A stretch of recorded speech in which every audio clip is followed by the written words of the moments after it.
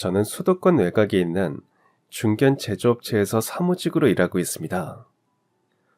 매일 아침 9시에 출근해서 저녁 6시에 퇴근하는 그야말로 어디서나 볼 수 있는 평범한 직장인의 삶을 살고 있죠. 연봉이 특별히 높은 것도 아니고 커다란 야망이나 목표를 품고 사는 것도 아닙니다. 그런데도 지금의 이런 일상이 저에겐 참 고맙게 느껴집니다. 매일 아침 눈을 뜨고 따뜻한 집에서 커피 한 잔 마시며 하루를 시작할 수 있다는 것. 퇴근 후엔 아내와 함께 소소한 대화를 나누며 저녁을 먹을 수 있다는 것. 이런 것들이 정말 감사하거든요. 세상에는 하루하루 생계를 걱정해야 하는 사람도 있고 늘 불안 속에서 내일을 장담하지 못하는 사람도 있잖아요. 그런 걸 생각하면 이렇게 평범하지만 안정된 삶을 살아가고 있다는 사실만으로도 감사할 따름입니다. 사실 저는 원래부터 이렇게 평범하게 살 수 있었던 사람이 아니었습니다. 제 삶이 이만큼이라도 자리를 잡을 수 있었던 건 다 누나가 있었기 때문입니다. 누나가 제 자리를 대신해 고생을 떠안아 주었고, 제가 흔들리지 않도록 늘 든든한 버팀목이 되어 주었기에 지금 제가 이렇게 평범하지만 행복한 삶을 살아갈 수 있는 것입니다. 제가 초등학교 2학년이던 가을, 지금도 생각하면 온몸이 떨리는 그날을 절대 잊을 수가 없습니다. 제 인생을 송두리째 뒤흔드는 일이 벌어졌거든요. 부모님이 퇴근길에 갑작스럽게 빗길 교통사고를 당하신 것입니다. 그날은 평범한 금요일이었습니다. 학교에서 돌아와 숙제를 하고 있는데 현관문이 열리는 소리가 들렸습니다. 부모님이 퇴근하셨나 보다 생각하며 반갑게 뛰어나갔는데 문 앞에 서 있는 건 낯선 경찰관 아저씨였습니다. 그분의 무거운 표정을 보는 순간 어린 제 마음속에서도 뭔가 끔찍한 일이 일어났다는 예감이 들었습니다. 저희와 연락할 방법이 없어서 직접 찾아왔다며 하는 얘기에 제 세상은 완전히 무너져 내렸습니다. 부모님이 사고를 당하셨습니다.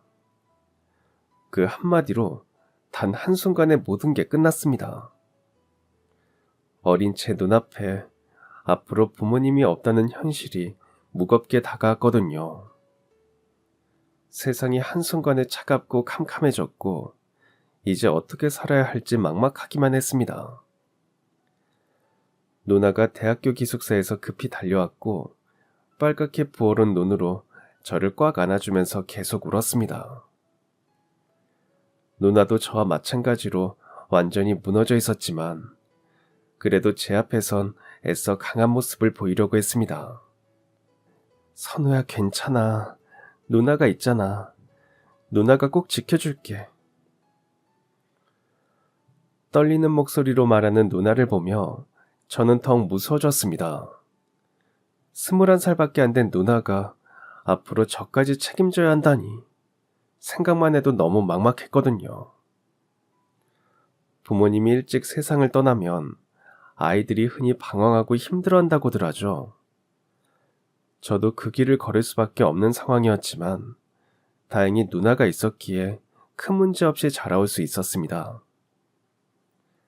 하지만 그 뒤에 누나가 얼마나 많은 것들을 포기하고 희생했는지는 지금이야 제대로 깨닫게 됩니다. 부모님이 돌아가셨을 때 누나는 고작 21살이었습니다. 대학교 2학년, 그 누구보다 자유롭고 행복하게 청춘을 즐길 나이였죠. 꿈도 많고 하고 싶은 것도 많은 시기에 8살 어린 저를 돌봐야 하는 상황이 갑자기 닥친 것입니다. 자기 앞가림도 벅찬 시기에 동생 인생까지 책임져야 한다니. 누나의 마음은 얼마나 막막하고 두려웠을까요? 처음 몇 달은 친척들이 나름대로 도와주려 애썼습니다. 고모 댁에서 며칠씩 신세를 지기도 했고 삼촌네 식탁에 끼어 앉아 밥을 얻어먹기도 했습니다. 어른들은 각자 사정 속에서도 저와 누나를 불쌍히 여겨 손길을 내밀어 주셨죠. 하지만 그런 도움이 오래가진 못했습니다. 시간이 흐르면서 바쁘단 이유로 또 각자의 가정을 챙겨야 한다는 현실적인 이유로 하나둘 발길이 줄어들었습니다. 처음에는 무슨 일 있으면 언제든 연락하라고 말씀하시던 분들이 몇 달 지나니까 요즘은 어떻게 지내는지 묻던 안부 전화조차 뜸해졌습니다. 어린 마음에도 알 수 있었습니다. 처음엔 모두가 함께 울어주고 걱정해 주었지만 결국 각자 삶을 살아갈 수밖에 없다는 걸 말입니다. 남의 불행이 언제까지나 자기 발목을 잡을 순 없는 법이니까요. 그렇게 시간이 지나자 결국 남은 건 저와 누나뿐이었습니다. 그때부터 누나는 어린 나이에 학업과 생계라는 두 짐을 한꺼번에 짊어지게 됐습니다. 낮엔 강의실에 앉아 학생으로서 수업을 듣고 밤이 되면 편의점 야간 아르바이트를 했습니다. 주말이 되면 카페며 패스트푸드점까지 닥치는 대로 일을 했습니다. 한 달에 3가지 아르바이트를 동시에 돌려야 생활이 굴러갔으니 사실상 잠잘 시간조차 빼앗긴 살인적인 일정이었죠. 새벽 2시에 편의점 아르바이트를 마치고 집에 들어와서도 아침 6시엔 다시 일어나 학교로 나가야 했습니다. 하루에 서너 시간밖에 못 자는 날이 대부분이었죠. 그런데도 누나는 제 앞에선 단 한 번도 힘들단 내색을 하지 않았습니다. 어느 날 밤 새벽 늦게 집에 들어온 누나가 부엌에서 라면을 끓이고 있었습니다. 깜깜한 거실에서 잠들지 못하고 있던 저는 살그머니 일어나 부엌으로 갔습니다. 누나, 오늘도 늦었네. 힘들지 않아? 난 원래 체력이 좋아. 우리 선우만 건강하면 난 괜찮아. 하지만 정말 안 힘들었을까요? 그저 어린 저를 안심시키려고 억지로 웃으며 그렇게 말했을 뿐이었겠죠. 돌이켜보면 그 웃음 뒤에 가려져 있던 피곤과 고통이 얼마나 깊었을까 싶어 지금도 가슴이 먹먹해집니다. 그렇게 바쁘게 뛰어다니면서도 누나는 제 학교 일엔 빠짐없이 참여하려고 노력했습니다. 아르바이트 시간을 억지로 조정해서라도 학교 행사에 참석했고 학부모 상담 날이면 정장 차림으로 선생님 앞에 앉아 성실히 이야기를 나눴습니다. 고작 21살의 여대생이 초등학생 학부모 역할을 그토록 완벽하게 해낸 것입니다. 다른 부모님들은 누나를 보며 처음엔 의아해했습니다. 너무 어려 보이니까 누나인지 엄마인지 헷갈려 하시더라고요. 하지만 시간이 지나면서는 모두들 누나를 대단하다며 존경하게 됐습니다. 그 시절엔 미처 몰랐습니다. 이제야 돌아보니 그것이 얼마나 큰 희생이고 무기였는지 절실히 깨닫게 됩니다. 21살 여자가 감당하기엔 너무 벅찬 책임이었거든요. 그 많은 추억 중에서도 제 마음속에 가장 선명하게 남아있는 건 운동의 날의 기억입니다. 다른 아이들 곁에는 부모님이 와서 정성스러운 도시락을 내어놓고 힘껏 응원을 해주는데 전 혼자였을 때가 많았거든요. 아무리 누나가 아르바이트를 조정해도 한계가 있었습니다. 잘 모르는 친구들이 왜 니네 부모님은 안 오느냐고 물으면 그냥 바쁘셔서 못 왔다고 대답하곤 했습니다. 사실은 마음 한구석이 쓸쓸하고 외로웠지만 누나에게 부담을 주고 싶지 않아서 그런 내색은 하지 않으려고 애썼죠. 그런데 제가 4학년이 되던 해 운동회 날, 누나는 전날 밤늦게까지 아르바이트를 했음에도 불구하고 아침 일찍 학교에 왔습니다. 다른 부모님들 사이에서 유독 어려 보이는 누나가 제 이름을 부르며 응원하는 모습을 보니 그때 정말 가슴이 뭉클했습니다. 그날 누나가 어설프게 싸운 김밥 맛은 세월이 아무리 흘러도 제 입안에 남아있는 듯 잊히지 않습니다. 단순히 맛있어서가 아니라 그 안에 담긴 누나의 사랑과 정성을 느낄 수 있었거든요. 하지만 그런 누나에게 감사함을 느끼던 저도 중학교에 들어서면서 사춘기의 문턱을 넘게 됐습니다. 괜히 반항심이 치밀어 오르고 짜증을 잘 내던 시기였습니다. 학교에서 친구들에게 치고 돌아오면 이유 없이 누나에게 신경질을 부리기도 했습니다. 지금 생각해보면 정말 철없고 미안한 행동들이었는데 그때는 왜 그랬는지 저도 모르겠습니다. 오늘은 밖에서 친구들이랑 놀다 올 거야. 그래, 대신 위험한 짓은 하지 말고 늦더라도 꼭 연락은 해.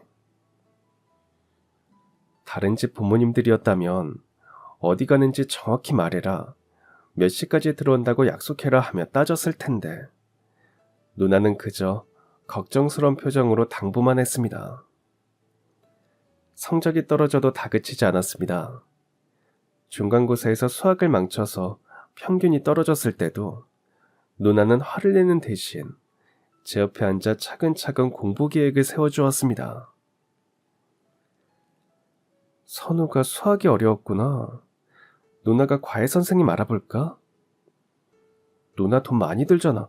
혼자 할 수 있어. 네가 돈 걱정을 왜 해? 네가 공부하겠다면 누나가 알아서 할 테니 너는 그런 걱정하지 말고 공부만 열심히 해. 네가 공부 잘하는 게 누나한텐 가장 큰 기쁨이거든.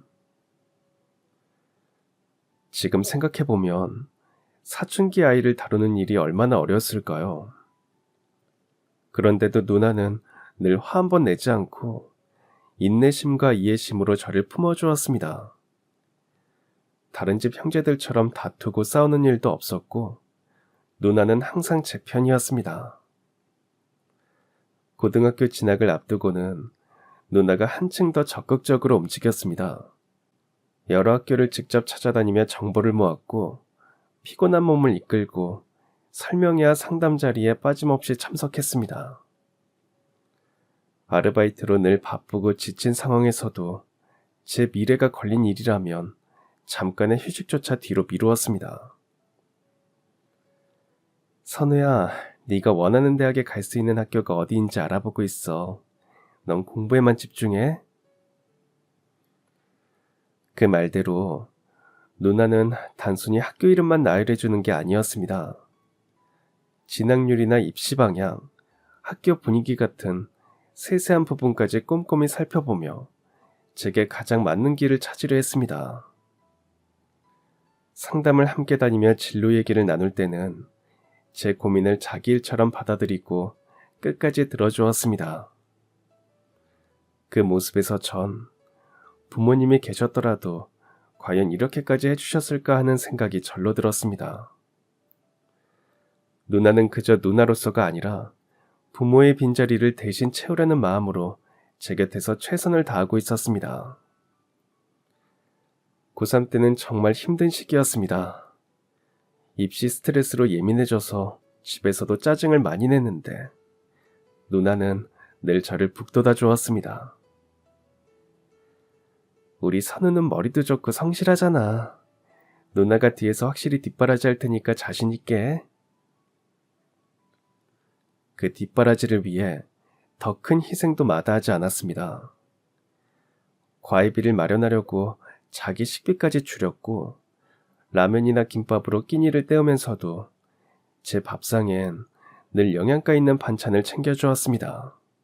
성장기라고 영양제까지 사다 주며 건강까지 세심하게 챙겨주었죠. 어느 날 밤 공부하다가 배가 고파서 부엌에 나갔는데 누나가 냉장고 앞에서 한참 서 있더라고요. 선우야, 내일 반찬 뭐 해줄까 생각하고 있었어. 누나, 그냥 간단하게 해도 돼. 계란 후라이라도 좋아. 냉장고를 열어보니 정말 별게 없었습니다. 그런데도 누나는 어떻게든 맛있는 걸 해주려고 고민하고 있었던 것입니다. 그때 정말 가슴이 아팠습니다. 저를 위해 모든 것을 내려놓고 한없이 희생하면서도 언제나 뒷자리에 머물던 사람. 그게 바로 제 누나였습니다. 누나가 그렇게 절 키워준 덕분에 저는 수도권의 꽤 괜찮은 대학교에 진학할 수 있었습니다. 성적 장학금을 받긴 했지만 생활비나 교재비, 동아리 활동비 같은 건 모두 누나의 도움을 받을 수밖에 없었습니다. 대학 입학 후에도 누나의 희생은 계속됐습니다. 제가 대학 생활을 제대로 누릴 수 있도록 용돈도 꼬박꼬박 보내주었고 필요한 것들을 사달라고 하면 절대 거절하지 않았습니다. 그러면서도 누나는 자신의 꿈을 놓지 않았습니다. 밤낮으로 아르바이트를 하면서도 야간 대학원에 진학해 학업을 이어갔습니다. 어떤 체력과 의지로 그 모든 걸 감당한 건지 지금 돌이켜 생각해도 놀랍고 감사할 따름입니다. 그리고 제가 대학교 3학년이 되던 해 누나에게도 드디어 좋은 인연이 찾아왔습니다. 아르바이트 하던 카페의 단골 손님이었는데 건설 관련 사업을 하시는 분이었습니다. 처음엔 그저 커피를 주문하며 인사만 나누는 정도였지만 시간이 흐르면서 조금씩 가까워지더니 결국 진지한 만남으로 발전했습니다. 지금의 매형을 처음 만났을 때가 아직도 선명하게 기억납니다. 누나는 너무 긴장한 나머지 제 눈치를 살피고 매형이 없을 때 어떤지 의견을 물어보더군요. 저는 매형을 보자마자 참 선량하고 진실해 보인다는 인상을 받았습니다. 무엇보다 누나를 대하는 태도에서 정중함과 따뜻함이 느껴졌습니다. 단순한 예의가 아니라 사람에 대한 존중이 배어 있었습니다. 매형은 누나가 저를 어떻게 키워하는지 들은 후 크게 감동했다고 했습니다. 21살 꽃다운 나이에 어린 동생을 책임지며 청춘을 바쳤단 이야기에 눈물이 날 정도였다고 하더군요. 살면서 누나 같은 분은 처음 봤습니다. 정말 존경스럽고 대단한 분이에요. 그 말을 들으며 저는 가슴이 뭉클해졌습니다. 나 때문에 고생만 하며 살아온 누나가 이제야 좋은 사람을 만난 것 같아 얼마나 다행스럽고 고마웠는지 모릅니다. 그래서 용기를 내어 조심스레 제 마음을 전했습니다. 누나가 저 때문에 힘든 시간을 많이 보냈습니다. 이젠 꼭 행복했으면 합니다. 우리 누나를 잘 부탁드립니다. 그 순간 매형은 제 눈을 바라보며 진지하게 고개를 끄덕였습니다. 걱정 마세요. 누나뿐만 아니라 동생분까지 가족처럼 소중히 여기겠습니다.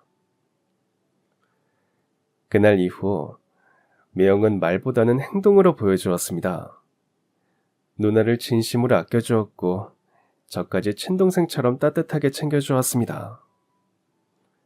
누나를 진정으로 사랑한다면 누나가 가장 아끼는 동생까지 함께 품어야 한다는 마음이 있었던 것 같습니다.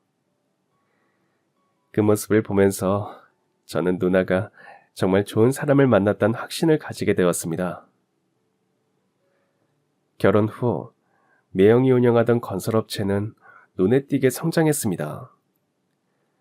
처음엔 소규모 인테리어 공사를 맡는 작은 업체에 불과했지만 성실함과 신뢰를 바탕으로 차츰 규모를 넓혀갔습니다. 시간이 지나자 중대형 건축물까지 시공하게 되었고 마침내는 대형 아파트 단지를 맡을 만큼 중견기업으로 자리 잡게 되었습니다. 그 과정에서 저 역시 경제적 안정과 여유를 누릴 수 있었습니다. 누나는 결혼 후 도심의 고급 주택가로 이사했습니다. 새 보금자리는 40평이 훌쩍 넘는 넓고 쾌적한 아파트였는데 집값도 상당히 비싸 부촌이라 불리는 동네였습니다. 처음 그 집에 발을 들였을 때 저는 마치 다른 세상에 들어온 듯 눈이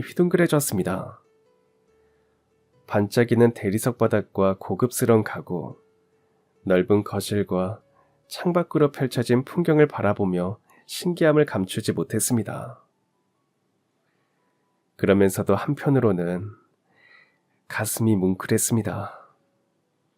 오랫동안 저 때문에 고생만 하던 누나가 이렇게 안락한 삶을 누리게 되다니, 그 변화가 정말 꿈만 같았기 때문입니다. 하지만 경제적으로 넉넉해졌다고 해서 누나의 마음가짐까지 변한 건 아니었습니다. 예나 지금이나 늘 저를 먼저 생각해 주었습니다. 명절이 되면 정성스럽게 준비한 선물을 건네주었고, 제 생일이 다가오면 미리 제가 필요로 할 만한 것을 떠올려 챙겨두곤 했습니다. 그럴 때마다 저는 누나의 세심한 마음 씀씀이에 감동을 받았습니다.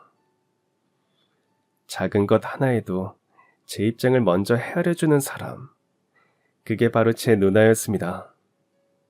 제가 본격적으로 취업 준비에 뛰어들었을 때도 누나는 변함없이 제 곁을 지켰습니다.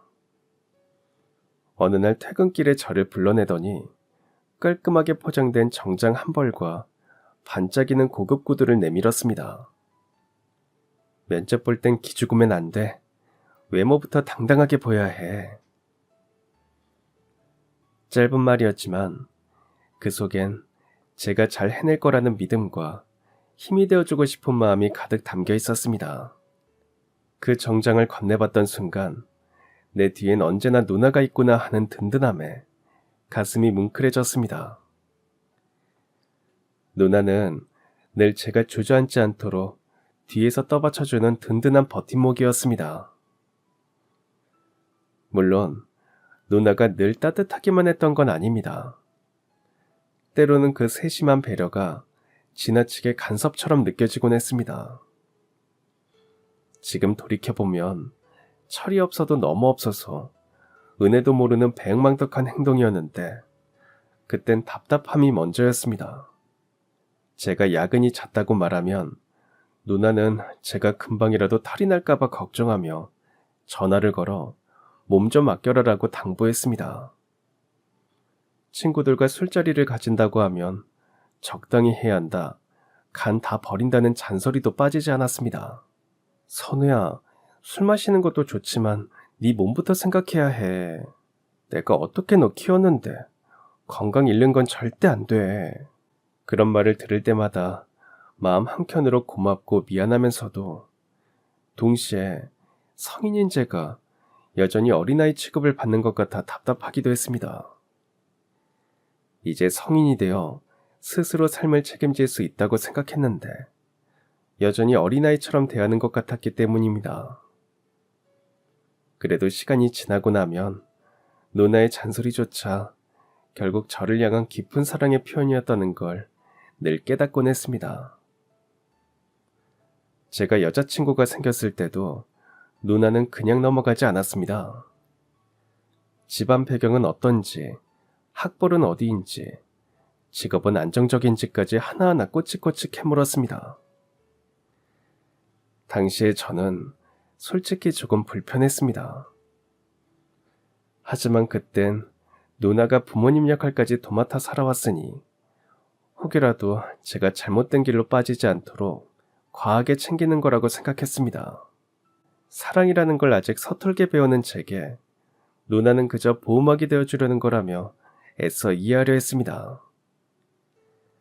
그러나 사회생활을 시작하고 회사 입사한 지 2년쯤 지나자 제 마음속엔 새로운 갈증이 고개를 들기 시작했습니다. 이젠 정말 내 힘으로 살아보고 싶다. 누나의 세심한 관심과 배려가 여전히 고맙긴 했지만 동시에 점점 더 무겁게 다가왔습니다.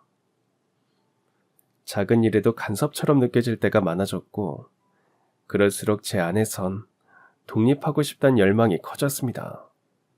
전 더 이상 누나의 품 안에서만 보호받는 동생이 아니라 스스로 판단하고 책임질 수 있는 성인이 되고 싶었습니다. 진짜 제 힘으로 부딪히고 넘어지고 다시 일어서는 과정을 통해 독립적인 삶을 경험해보고 싶었던 것입니다. 마침내 어느 날 용기를 내어 누나에게 말을 꺼냈습니다. 누나, 이제 나 혼자 나가서 살아보려고. 갑자기 왜? 여기 사는 게 얼마나 편한데. 월세도 없지, 밥도 빨래도 다 해주지.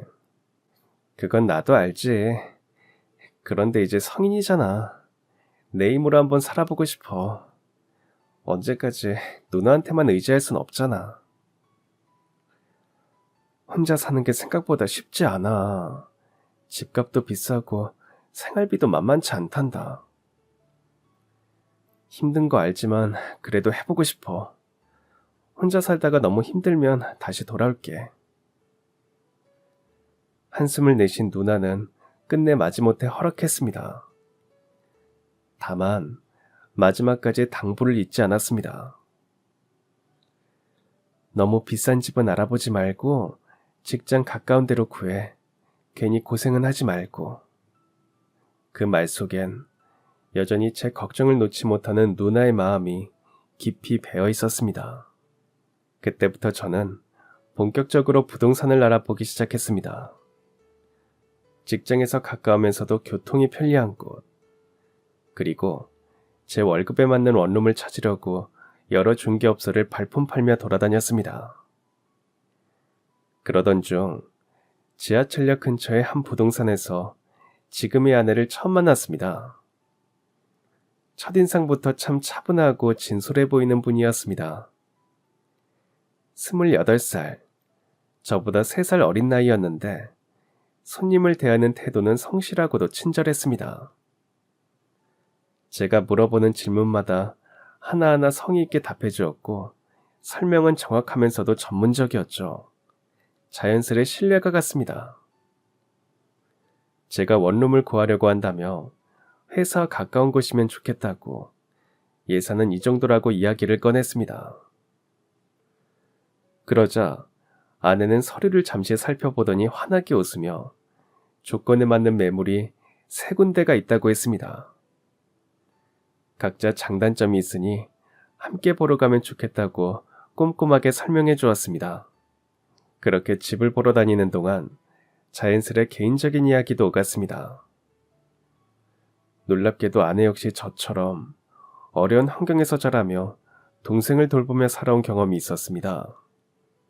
아버지가 일찍 세상을 떠나시고 어머니마저 병으로 돌아가신 뒤엔 남동생과 단둘이 의지하며 지내왔다고 했습니다. 그 이야기를 들었을 때 제 마음 깊은 곳에서 묘한 울림이 일었습니다. 서로의 지난 삶이 겹쳐지며 자연스러운 공감대가 피어올랐습니다. 둘 다 가족을 남다르게 소중히 여겼고 힘든 상황에서도 주저하지 않고 꿋꿋하게 버텨낸 강인함이 있었습니다. 가치관 역시 비슷했습니다. 삶을 대하는 태도, 어려움 속에서도 희망을 잃지 않으려는 의지가 닮아 있었습니다. 결국 저는 아내가 추천해준 깨끗하고 아담한 원룸으로 이사를 하게 되었습니다. 보증금과 월세가 제 수입에 딱 맞았고 교통도 편리했습니다. 처음으로 제 힘으로 얻은 작은 보금자리에 발을 들여놓았을 때 가슴이 두근거릴 만큼 설레면서도 한편으로는 막연한 두려움이 스며들었습니다. 이제 정말 나 혼자 힘으로 서야 하는구나. 그렇게 홀로 서기의 시작을 실감했습니다. 이사 후에도 아내와의 인연은 자연스럽게 이어졌습니다. 처음엔 집 관리나 부동산 관련해 조언을 구하는 정도였는데 시간이 지나면서 대화의 주제는 점점 더 일상으로 넓어졌습니다. 혼자 살다 보니 겪게 되는 크고 작은 불편함이나 소소한 재미들을 함께 나누며 어느새 마음의 거리가 가까워지고 있음을 느꼈습니다. 그렇게 몇 달을 함께 보내는 동안 제 마음은 점점 확실해졌습니다. 아내는 단순히 친절한 사람을 넘어 배려심과 이해심이 깊은 사람이었습니다. 제가 야근으로 지쳐있을 때면 따뜻한 말 한마디로 위로해 주었고 고민이 있을 땐 함께 방법을 찾으며 제 곁을 지켜주었습니다. 무엇보다 느껴졌던 건 그 모든 행동 속에 계산이나 가식이 전혀 없었단 사실입니다. 그녀는 언제나 저를 있는 그대로 받아주었고 제 행복을 먼저 생각하는 사람이었습니다. 서로를 알게 된 지 1년쯤 되었을 때 저는 아내와 정식으로 연애를 시작했습니다. 둘이 함께 있으면 늘 즐겁고 따뜻했습니다. 주말이면 집에서 영화를 보고 같이 장을 봐서 요리를 해먹으며 시간을 보냈는데 그런 소박한 일상들이 오히려 특별하고 소중하게 느껴졌습니다. 1년이 넘도록 진지하게 만나다 보니 자연스럽게 결혼 이야기가 오갔습니다. 저는 그 소식을 누나에게 알리면 누구보다 기뻐할 거라 믿었습니다. 그동안 저를 위해 청춘을 다 바쳐 뒷바라지해온 사람이니 이젠 제가 좋은 사람을 만나 새로운 가정을 꾸린다는데 당연히 축복해 줄 거라고 생각했죠. 그래서 어느 주말 저녁 누나네 집에서 조심스럽게 말을 꺼냈습니다. 누나, 나 결혼하려고 해. 하지만 돌아온 반응은 제 예상과 전혀 달랐습니다. 누나는 눈이 커지더니 표정을 고치며 말했습니다. 뭐라고? 갑자기? 사귄 지 얼마나 됐다고 벌써 그런 소리를 해. 1년 넘게 사귄 거야. 갑자기는 아니지. 누나도 만나보면 알 거야. 정말 좋은 사람이야. 1년이 뭐가 길다고 그래. 사람은 최소 3년은 지켜봐야 제대로 아는 거야. 그러더니 누나는 아내의 집안 배경부터 학벌, 직업, 부모님 상황까지 꼬치꼬치 물었습니다. 그리고 아내가 공인중개사로 일하고 있다는 사실에도 못마땅한 기색을 숨기지 않았습니다. 중개사가 뭐 그렇게 안정적인 직업이니? 부동산 경기에 따라 수입 들쭉날쭉 하는 거잖아. 그래도 전문직이야. 실력도 뛰어나고 책임감도 강해. 전문직이라고 다 같은 게 아니야. 의사, 변호사 같은 게 진짜 전문직이지. 자격증 하나 있다고 대단한 줄 아는 거니? 그 순간 저는 점점 난처해졌습니다. 누나의 반응이 이해되지 않았고 마음 한쪽에선 서운함까지 밀려왔습니다. 제가 믿고 의지했던 누나가 왜 이렇게까지 반대하는지 도무지 알 수 없었거든요. 아내를 정식으로 누나에게 소개하는 자리를 마련했을 때 분위기는 생각보다 훨씬 어색했습니다. 장소는 시내의 고급 한정식집이었는데 음식이 아무리 근사해도 공기는 싸늘하기만 했습니다. 누나는 처음부터 끝까지 형식적인 태도였습니다. 딱딱한 목소리와 굳은 표정, 마치 업무적인 만남이라도 되는 것처럼 차갑게 인사했습니다. 그런데 아내는 환하게 웃으며 말했습니다. 안녕하세요. 오빠한테 늘 누나 얘기 들었어요. 이렇게 뵙게 돼서 정말 반갑습니다. 정말 진심으로 기뻐하는 모습이었는데 누나는 그런 아내의 밝은 에너지를 받아주지 않았습니다. 그래요? 좋은 얘기였으면 좋겠네요. 짧고 차가운 대답, 분위기를 풀어보려는 듯 아내가 진심 어린 목소리로 말했습니다. 정말 대단하시고 존경스럽습니다. 어린 나이에 동생을 키워내셨다니 정말 쉽지 않았을 텐데요. 하지만 누나는 담담한 얼굴로 고개만 끄덕이며 대답했습니다. 별거 아니에요. 당연한 일을 했을 뿐입니다. 그 자리에 있던 저는 속으로 한숨을 삼켰습니다. 누나의 태도가 너무나 차갑고 아내는 억지로 웃음을 지으며 대화를 이어가고 있었거든요. 식사하는 내내 분위기는 계속 어색했고 대화도 겉돌기만 했습니다. 식사가 끝나고 누나는 저를 따로 불러세웠고 숨을 고르더니 단호하게 말했습니다. 솔직히 말하면 좀 아쉽다. 네가 더 좋은 조건의 사람을 만날 수 있을 것 같아서. 집안도 그렇고 직업도 그렇고 지금은 마음에 차 보이겠지만 평생을 함께하기엔 부족하지 않겠니? 아니야. 난 이 사람이 최고라고 생각해. 절대 후회 안 해. 아, 시간 지나면 알게 될 거야. 사람 보는 눈이란 게 달라지거든. 난 네가 너무 성급하게 결정하는 것 같아. 그 후로도 갈등은 계속됐습니다. 누나는 기회만 있으면 다른 사람을 소개하려 했습니다. 매형의 거래처 지인 중 명문대 출신의 대기업 다니는 사람들을 언급하며 맞선을 주선하려 했습니다. 니네 매형 거래처 사람인데 대기업 과장에다 집안도 든든하대. 한 번만 만나봐. 누나, 나 이미 진지하게 만나는 사람 있다고 했잖아. 그냥 한 번만 만나보라는 거야. 직접 비교해보고 결정해도 늦지 않아. 몇 달 동안 이런 일이 반복되자 저도 지쳤고 아내 역시 눈치채고 속상해했습니다. 아내는 직접적으로 말하진 않았지만 표정으로 상처받고 있다는 걸 알 수 있었습니다. 누님이 저를 싫어하시는 것 같아요.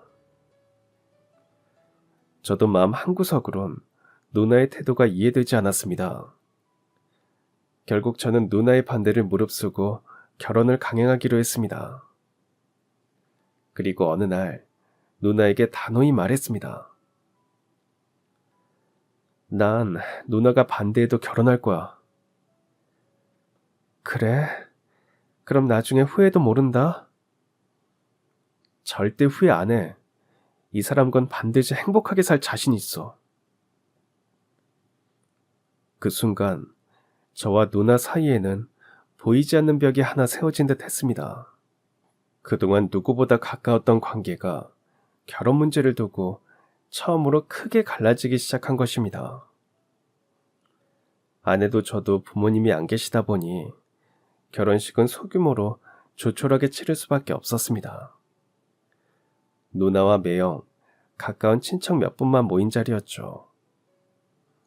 누나는 참석했지만 마음에서 우러나오는 축하의 기운은 느낄 수 없었습니다. 축하한다, 잘 살아. 그 말은 그저 형식적인 인사처럼 들렸습니다. 오히려 매형이 저를 꽉 안아주며 따뜻하게 축복해 주었습니다. 정말 좋은 사람 만났구나. 행복하게 잘 살아라. 그 말에 전 울컥했지만 누나의 차가운 태도가 마음에 오래 남았습니다. 결혼 후 저희 부부는 수도권 외곽에 한 신도시의 전셋집을 얻어 신혼생활을 시작했습니다. 25평 남짓한 작은 아파트였지만 깨끗했고 대중교통도 편리했습니다. 퇴근 후 집에 돌아오면 따뜻한 불빛 아래 아내가 기다리고 있었고 아침마다 함께 출근 준비를 하며 웃음을 나누는 소소한 일상이 제겐 큰 행복이었습니다. 저는 직장에 다니고 아내는 중개사무소를 운영하며 맞벌이를 이어갔습니다. 부족한 게 많았지만 그마저도 서로가 있어 든든했습니다. 하지만 누나와의 관계는 여전히 어색했습니다. 이전처럼 제게 애정어린 잔소리를 늘어놓진 않았지만 아내와 관련된 문제만 나오면 어쩐지 벽 같은 기류가 느껴졌습니다. 그런 분위기는 특히 명절이나 가족 모임에서 뚜렷하게 드러났습니다. 다른 형수들은 거실에 모여 앉아 도란도란 이야기를 나누며 웃음꽃을 피우는데 아내만은 늘 부엌에서 일손을 거들고 있었습니다. 처음에는 단순히 눈치가 없는 다른 식구들 탓이라고 생각했지만 시간이 지날수록 누나가 아내를 친밀하게 끌어들이기보다 어쩐지 손님 대하듯 선을 긋는다는 느낌이 강해졌습니다. 제가 보기엔 너무 불공평했습니다. 새 식구라고 따뜻하게 환영받기는커녕 늘 일만 떠맡는 아내의 모습이 안쓰럽고 마음 아팠습니다. 몇 번이고 속이 부글부글 끓어올라 차라리 누나에게 직접 따져먹고 싶은 충동이 치밀었습니다.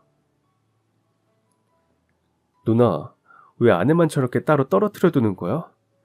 다들 거실에서 얘기하는데 왜 혼자 부엌에 서 있게? 그렇게 목구멍까지 치밀어 오르는 말을 간신히 참아 삼키곤 했습니다. 그때마다 아내가 제 손을 꼭 잡으며 고개를 저었습니다. 여보, 그냥 넘어가요. 괜히 말 꺼내면 더 사이만 불편해져요. 아내는 늘 그렇게 조용히 묵묵히 넘어가려 했습니다. 오히려 저를 안심시키려 애쓰는 모습이 더 가슴을 저리게 했습니다. 하지만 속으론 답답했습니다. 누나의 차가운 태도가 점점 더 분명해질수록 저와 누나 사이에 알게 모르게 깊은 골이 생기고 있다는 걸 느낄 수 있었기 때문입니다. 더 큰 문제는 그 다음부터였습니다. 누나는 아내가 공인중개사라는 사실을 이용하기 시작했습니다. 본인이 손님이 된 듯 아내를 사실상 무료 개인 컨설턴트처럼 부린 것입니다. 요즘 투자할 만한 데 없어? 수익 잘 나는 거 있으면 좀 알아봐줘. 네, 형님. 한번 알아볼게요. 그 한마디 뒤엔 엄청난 노력이 숨어 있었습니다. 아내는 주말마다 누나와 함께 현장에 나가 발품을 팔았고 밤마다 자료를 모아 시장 분석 보고서를 만들었습니다. 매물 하나하나의 장단점을 정리해 설명까지 해주었죠. 진짜 손님에게 하듯 성심껏 도왔습니다. 한 번은 일요일 오후에 아내가 노트북을 펼쳐놓고 복잡한 차트와 그래프를 만들고 있는 걸 봤습니다. 아내의 그런 성실함이 고마우면서도 한편으로는 미안했습니다. 누나가 너무 당연하게 생각하는 것 같아서 말입니다. 그리고 아내의 도움으로 누나가 투자했던 꼬마 빌딩이 대박이 났습니다. 15억에 매입했던 건물을 불과 1년 만에 35억에 매각해 무려 20억이라는 엄청난 수익을 거둔 것입니다. 그 소식을 들었을 때 저는 당연히 누나가 아내에게 크게 감사하며 고마움을 표현할 줄 알았습니다. 적어도 몇 천만 원 정도는 사례로 내놓거나 최소한 식사 자리라도 마련할 거라고 생각했죠. 그런데 누나가 건넨 말은 고작 수고했다 이 한마디였습니다. 단지 그뿐이었습니다. 그 흔한 밥 한 끼 대접도 작은 선물 하나도 없었습니다. 오히려 내가 위험을 감수하고 투자한 거라며 당연하다는 듯 말하더군요. 결국 저는 참다 못해 불만을 터뜨렸습니다. 누나, 이 정도로 도움을 받았으면 좀 더 제대로 감사해야 하는 거 아니야? 20억을 벌었는데 고작 말로만 고맙다고 하면 되는 거야? 고맙다고 했잖아. 결국 위험을 감수한 건 우리야. 올케가 정보를 알려주긴 했지만 실제로 투자한 건 우리가 한 거잖아. 그 말은 제 마음을 얼어붙게 만들었습니다. 아내의 노고를 그저 작은 수고쯤으로 치부하는 듯 했기 때문입니다. 그런데 거기서 끝이 아니었습니다. 올케, 앞으로도 괜찮은 매물이 있으면 제일 먼저 우리한테 알려줘야 해. 아내는 미소를 지으며 고개를 끄덕였지만 저는 속이 부글부글 끓어올랐습니다. 누나의 태도는 고마움은커녕 아내를 그저 자기 이익을 챙겨주는 사람쯤으로 여기는 듯 보였으니까요. 그 뒤로도 상황은 달라지지 않았습니다. 누나는 주말마다 아내를 불러내 시간 있으면 같이 가자라며 현장 답사를 요구했고 아내는 직장일로 지쳐있어도 거절하지 못했습니다. 아내가 부동산에서 일한다는 이유 하나만으로 무료로 데리고 다니며 투자처를 찾아다닌 것입니다. 저와 누나 사이의 거리는 점점 멀어졌습니다. 전 아내가 희생되는 게 속상했고 누나는 제 입장을 전혀 이해하지 못했습니다. 결국 우리 사이에는 대화 대신 침묵과 냉랭함만 남게 되었습니다. 그 무렵 제 생일이 되었습니다. 누나가 계좌로 현금 100만 원을 보내왔습니다. 메시지도 짧게 생일 축하한다, 맛있는 거 사 먹어라 정도였습니다. 평소에도 200에서 300만 원짜리 선물을 챙겨주던 누나였는데 오히려 줄어든 느낌이 들었습니다. 무엇보다 아내 덕에 20억을 번 직후라서 더 서운했습니다. 아내는 저를 다독였습니다. 여보, 현금 100만 원도 큰 돈이에요. 이렇게 챙겨주는 거에 감사해야죠. 당신이 지금 이렇게 살 수 있었던 건 다 누님이 키워주신 덕분이잖아요. 당신 생일날 오히려 이렇게 살게 해주셔서 감사하다고 우리가 인사해야죠. 아내 말에 고개를 끄덕였지만 마음속 깊이에서 올라오는 서운함은 쉽게 사라지지 않았습니다. 그리고 얼마 후 어느 저녁이었습니다. 야근을 마치고 집에 들어오니 아내가 휴대폰을 보다가 환하게 웃고 있었습니다. 오랜만에 보는 환한 표정이라 저도 덩달아 궁금해졌습니다. 제가 좋은 일이라도 있는 거냐고 묻자 아내는 들뜬 목소리로 말했습니다. 여보, 지금 당장 같이 갈 데가 있어요. 지금이 아니면 안 돼요. 그냥 나 믿고 따라와요. 분명 좋은 일이니까. 아내가 너무 신나서 웃으니 저도 영문도 모른 채 옷을 갈아입고 따라 나섰습니다.